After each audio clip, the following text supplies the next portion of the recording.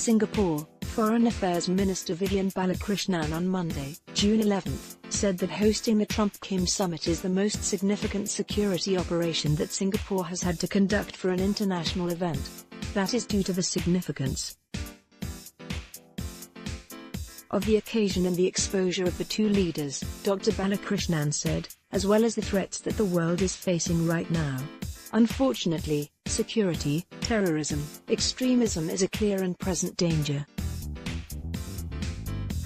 So for all of those reasons, in our own usual Singapore way, we've taken every precaution possible.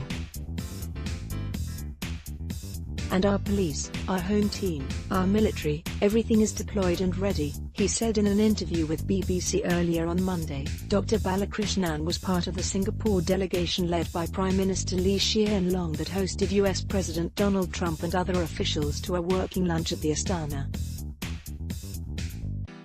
Prior to that, both Mr. Lee and Mr. Trump had a one-on-one bilateral meeting. On Sunday, Mr. Lee also met with North Korean leader Kim Jong-un at the Astana, after he was received at the Changi airport by Dr. Balakrishnan. Mr. Trump and Mr. Kim are set to meet on Tuesday at the Capella Hotel on Sentosa Island. A sense of realistic optimism, and while both leaders have tried to manage expectations that the meeting is just the first step towards getting North Korea to agree to denuclearize on terms that acceptable to all parties, Dr. Balakrishnan said there is a sense of realistic optimism in the air. Well, what we are witnessing, really, is a hangover of the Cold War, and it has been nearly 70 years, he said. This is not the way conventional diplomacy would have been conducted, but perhaps you need two very unconventional leaders to have brought us to this stage. So, it's based on my interactions with their staff, as well as meeting them personally up front. Both are supremely confident, both are hopeful. I think at an emotional level, both of them want something significant out of this summit. But can the world trust Kim, that he is committed to denuclearization and ending the Korean War? Dr. Balakrishnan said, my sense of it is that there is a real desire for change.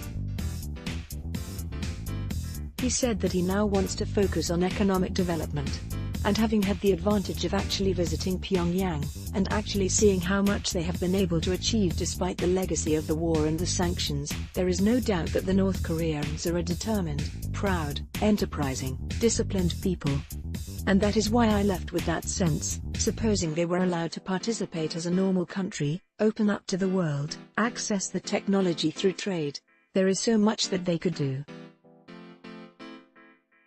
So I think that he is also working on that hope that this is a new phase, a new opportunity.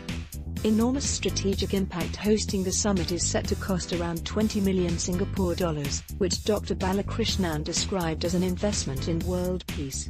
The big difference between them and us is that Southeast Asia, particularly for the original members of ASEAN, which you must remember, was formed in 1967 at the height of the Cold War and Vietnam War, is that we had peace, we had time to prove that economic openness, integration, globalization, free trade, worked, he said. In a sense, Singapore is the ultimate example of that paradigm. Now if you can secure peace and development in North Korea, and if you can dial down the tensions which have prevailed there for 7 decades, it is going to have an enormous strategic impact. Dr. Balakrishnan also confirmed that Singapore is footing the bill for Mr. Kim's stay at the St. Regis Hotel.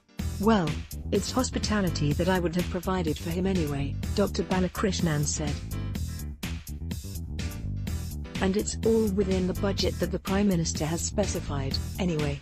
Watch our comprehensive coverage of the Trump-Kim summit live on YouTube from 7 a.m. on Tuesday, June 12. Subscribe to our channel here. You can also watch the live stream, and read updates at www.channelnewsasia.com/Trump-Kim Summit.